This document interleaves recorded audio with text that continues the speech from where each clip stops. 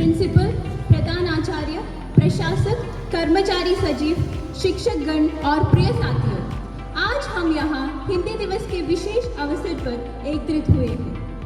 हर वर्ष 14 सितंबर को हिंदी दिवस मनाया जाता है। ये दिवस हमारे देश की राष्ट्रभाषा हिंदी का उत्सव है। इस शुभ अवसर पर आप सभी का स्वागत है। तो आइए सबसे पहले इस कार्यक्रम की शुरुआत प्रार्थना से करते हैं। मैं आमंत्रित करता हूँ अपने प्रार्थना दल को।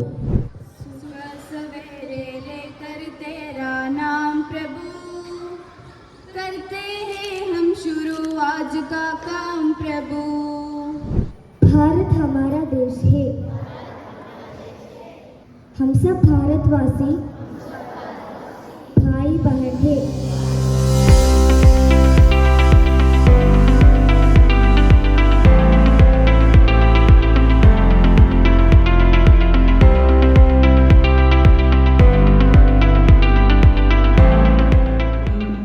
हमारा हिंदी दिवस मनाने के लिए इधर इकट्ठा हुआ है। तो हिंदी दिवस कब आता है? सितंबर 14। तो तुम लोग सोच रहा होगा हिंदी दिवस आज क्यों मना रहा है। हिंदी दिन मतलब एक दिन का प्रोग्राम कार्यक्रम नहीं है। हिंदी दिन इसका अर्थ है एक महीना, एक हफ्ता, एक महीना, एक साल, पूरा हमारा हिंदी दिन चलते रहेगा। तो हिंदी दिन हिंदी की महानता व्यक्त करने के लिए हम मनाते हैं, है कि नहीं? तो तुम लोगों को मालूम है भारत स्वतंत्र होने के बाद हम स्वतंत्रता दिवस मनाते हैं। कब? अगस्त 15 को। और गणतंत्र दिवस मनाते हैं जनवरी 26 को। उसके जैसे ही सितंबर 14 को हम हिंदी के महत्व बताने के लिए हिंदी दिवस के रूप में मनाते हैं। आप लोग जानते हैं आज के दिन की क्या विशेषता है ना? आज के दिन में हम हिंदी दिवस के रूप में हम मनाते हैं, लेकिन हिंदी दिवस आज नहीं है। सितंबर 14 है हिंदी दिवस, आप जानते हैं, है ना? लेकिन हिंदी दिवस की विशेषता, हम तो केवल एक दिन नहीं मनाए जाते। एक पखवाड़े के रूप में, एक हफ्ता के रूप में, कभी कभी एक महीने के रूप में भी मनाए जाते हैं। हम सभी भारतीय हैं, है ना? हम सब भारतीय होने के नाते, हम हिंदुस्तानी होने के नाते हमें हिंदी पढ़ना, लिखना, बोलना ज़रूरी है। അപ്പോൾ ഞാൻ പറഞ്ഞു വന്നേ ഇത്രയേ ഉള്ളൂ. हम सब भारतीय है ना? सहमत है या नहीं? നമ്മൾ ഭാരതീയരാണോ? അല്ലേ? हम तो മാതൃഭാഷ के रूप में മലയാളം सीखते हैं, അല്ലേ? മാതൃഭാഷയുടെ രൂപത്തിൽ നമ്മൾ മലയാളം സംസാരിക്കാറുണ്ട്. हम तो इंग्लिश में अंग्रेजी तो हमारे शिक्षा के माध्यम के रूप में सीखते हैं. ഇംഗ്ലീഷ് എന്ന് പറയുന്നത് നമ്മുടെ സ്കൂളിൻ്റെ ഒരു മീഡിയം എന്നുള്ള രൂപത്തിൽ നമ്മൾ ഇംഗ്ലീഷ് പഠിക്കുന്നുണ്ട്, അല്ലേ? तो ये बोलचाल के रूप में, कम्युनिकेशन के रूप में, आदान प्रदान के रूप में हम सीखते हैं. സംസാരിക്കാൻ വേണ്ടി നമ്മൾ ഉപയോഗിക്കുന്നുണ്ട്. മറ്റുള്ളവരോട് അങ്ങോട്ടും ഇങ്ങോട്ടും എന്തെങ്കിലും ആശയവിനിമയം നടത്താൻ, പഠിക്കാൻ, പല കാര്യങ്ങളിലും നമ്മൾ ഇംഗ്ലീഷും മലയാളവും ഉപയോഗിക്കുന്നുണ്ട്. लेकिन ये हिंदी की विशेषता है कि हिंदी हमारी राजभाषा है. आप लोग जानते हैं राजभाषा क्या है? राजभाषा माने ऑफिशियल लैंग्वेज है.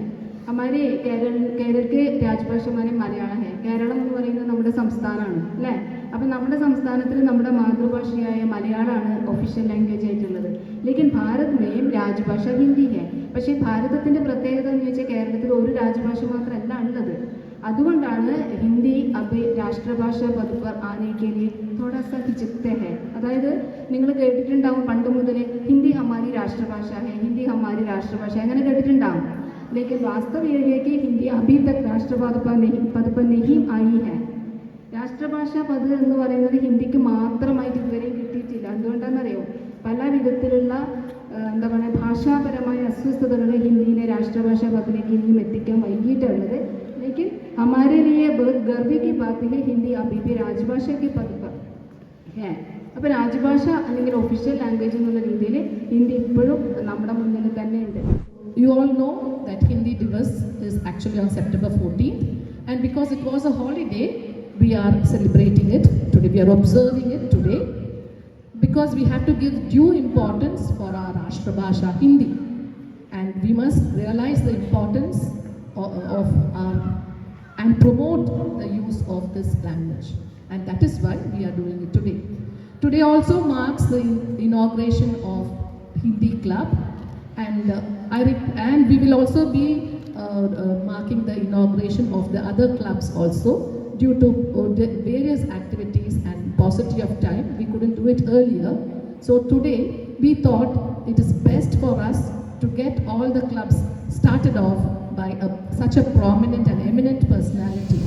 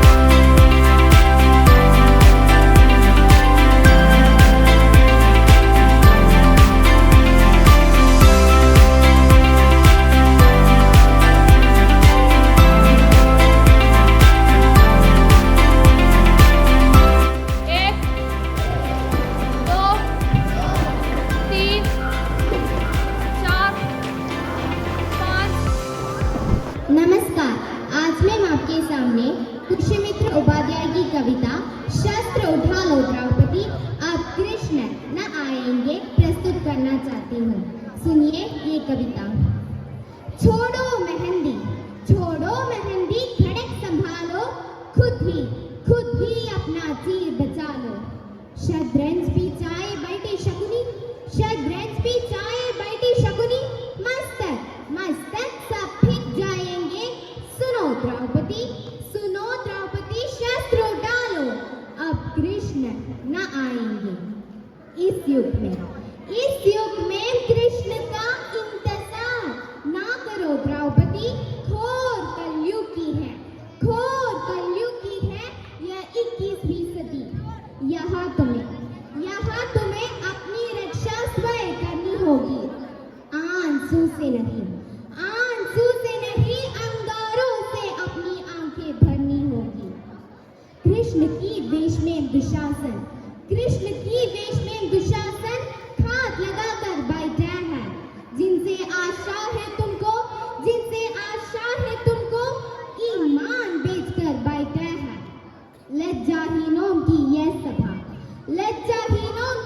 सभा लाज यहाँ न देख सकती। शस्त्र उठा लो द्रौपदी, नहीं और कुछ करती। आज का सुविचार, कल का इंतजार मत करो, क्योंकि कल तुम्हारा इंतजार नहीं करता। इसलिए कल हमेशा कल आता है। जो करना है आज ही करे। कुछ करने के लिए आज का समय उचित रूप से करना चाहिए। धन्यवाद। कैसे कहूँ इश्क में तेरे कितना हो बेताब मैं, आँखों से आँखें मिला के चुरा लूं तेरे ख्वाब में। कैसे कहूँ इश्क में तेरे कितना हो बेताब मैं, आँखों से आँखें मिला के चुरा लूं तेरे ख्वाब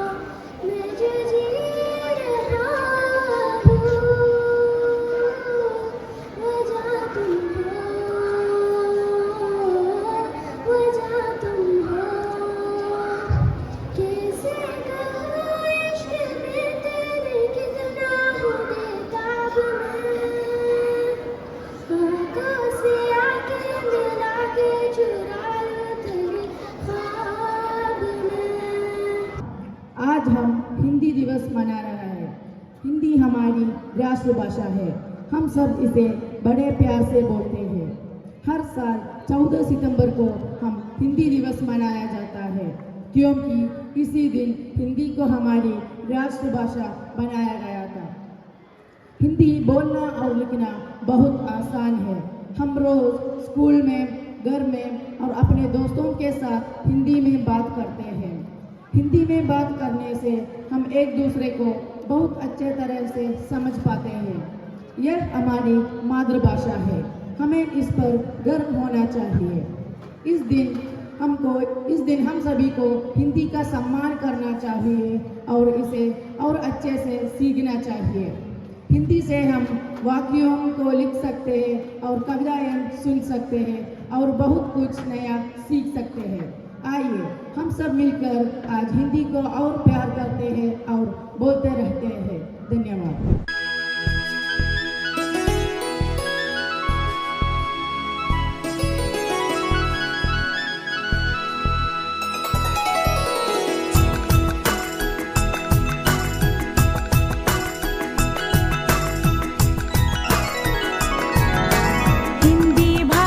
राष्ट्र की भाषा, प्रजातंत्र के शास्त्र की भाषा। हिंदी भाषा राष्ट्र की भाषा, प्रजातंत्र के शास्त्र की भाषा।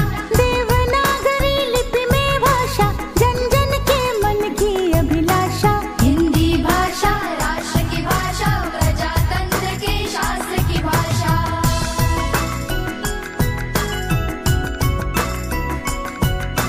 भारत की सारी भाषा की बहने हैं। भारत की सारी भाषाएं इस भाषा की बहने हैं।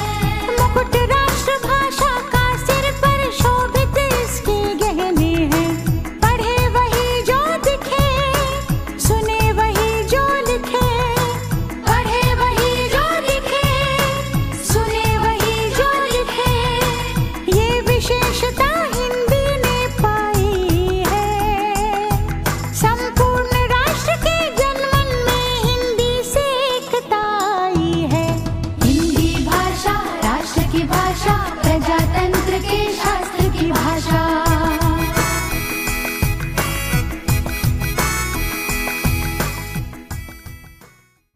यस, यहाँ मेरा कर्तव्य है धन्यवाद देना। धन्यवाद एक ऐसी प्रार्थना है जिसे देखा या सुना नहीं जा सकता, इसे दिल से महसूस कर देना चाहिए। धन्यवाद प्रस्तुत करने का यह अवसर प्रदान कर मैं सौभाग्यशाली महसूस कर रहा हूँ।